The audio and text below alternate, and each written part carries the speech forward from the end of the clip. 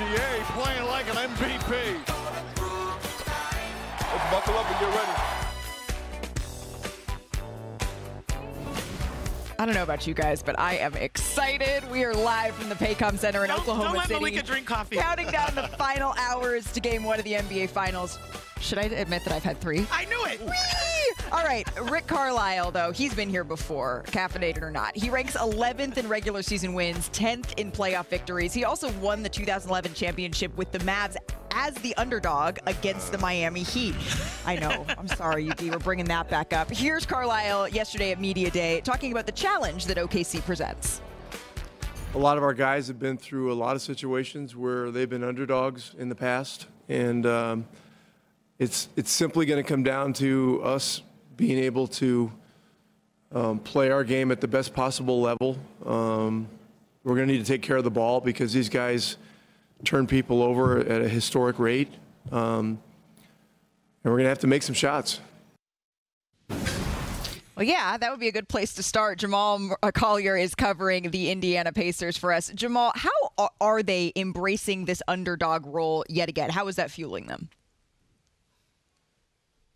Well, Malika, they know that nobody's going to pick them to win this series, and that's where the Pacers have been comfortable really throughout this playoff run, where they've been the underdog in sort of an overlooked team before getting to this point. But in the locker room, those guys believe, they expect it to be here, and they respect their opponent as well, the Oklahoma City Thunder. They know 68 wins, the MVP of the league. They've earned their spot to be the heavy favorite. And as Rick Carlisle mentioned, that starts with not turning the ball over as the key to being able to beat this Thunder team. The Pacers play that up-tempo and fast break style that's led by Tyrese Halliburton. And Halliburton really prides himself on not turning the ball over and taking care of the ball. Something I asked him about earlier during this playoff run. And he says he works on it throughout the season, in the offseason, to be able to deliver some of these jump passes that would probably drive a high school coach crazy. And Halliburton says it's important for the Pacers to get a shot every time down the floor. And that may sound, obvious and sound like a routine, thing for this team, but you've seen it throughout the West playoffs when the Thunder can get in transition, start turning teams over. They're a really tough team to beat, especially in this building. Yeah, I don't think that's something that they should take for granted. And what it sounds like you're talking about is that appropriate fear that Indiana has of their opponent. And really, that's just respect. Jamal, thank you so much for that insight here. You mentioned Tyrese Halliburton. Well, Halliburton and the Pacers, they've put up 2.2 assists to turnover ratio this postseason. That's the best in the entire NBA. But Perk, I hear you spied something. I'm Kendrick Perkins, better known as Big Perk, and nothing gets past me. Freeze! Just when you thought it did get past me, there I am. I spy a problem. I spy it all. Carry the hell on. Hello, world, and happy Thursday. Finals Thursday at that. Hey, listen, I do spy something. I spy one of the most dangerous, best teams in NBA history defensively, the Oklahoma City Thunder. They locked up Nikola Jokic in the second round, and then all of a sudden they got to Anthony Edwards, and if you don't want to believe me, here's what Ant-Man had to say.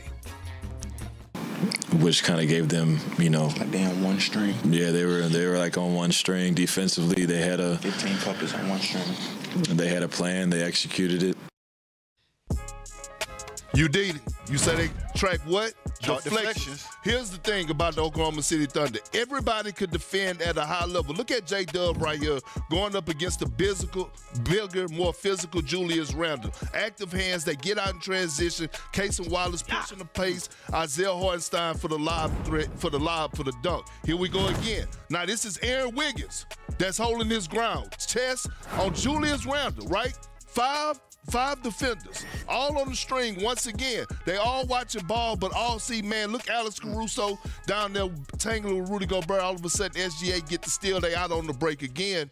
When you talk about this team defensively, right, it's a reason why when they win this series, they're going to be labeled one of the greatest teams to ever do it. It's because they're one of the best defensive teams that I've ever seen with my own two eyes. You know how you notice how he just smoothly says when they win this series? He didn't say if, he said when they win this series. Okay, so with all of that Perk just broke down, the defenses may sound like an overly simplistic question, but I'll ask it anyway. How's Indiana supposed to score? X factor.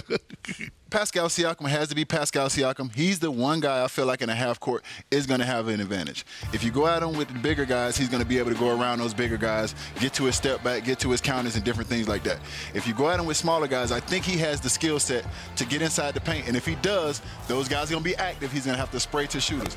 But you're going to need your X factors. You're going to need the Nembharts. You're going to need the Naismith. Those guys, when against Cleveland in Game 1 and Game 2, you had 23 points from each one of those guys. Right. So you're going to need one of those guys to step up. And Rick Carlisle, the Wizard, you're going to need your coach to get you one. Absolutely. And you know what? When you think about the Pacers, every inch of the court matters. On 94 feet, 1,128 inches. I did the math. Especially, y'all, the corners. The corners. You're funny, sis. And the reason I say the corners is because that right there could be the Pacers' advantage. Look at these numbers. The Thunder allowed the most corner threes, 12.4 in the NBA, where the Pacers shoot 47% on corner threes. Why does this happen? Perk just showed you an amazing video of them loading up the paint.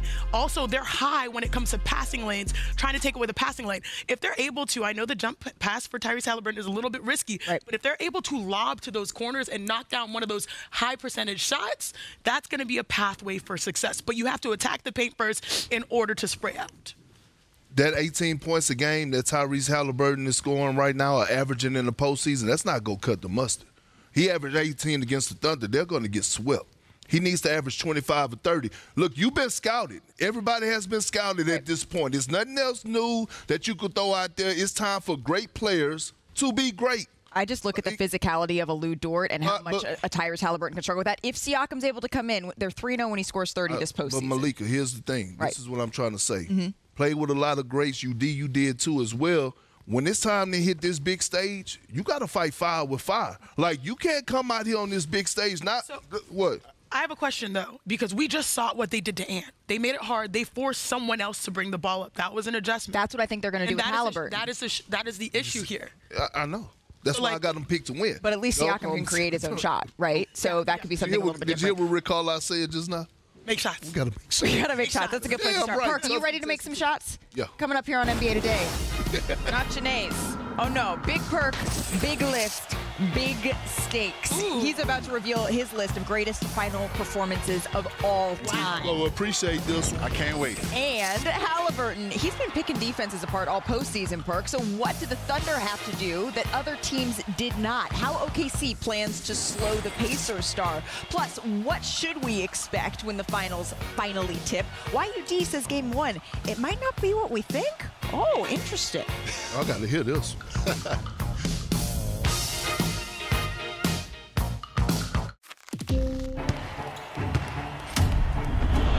This isn't just for me.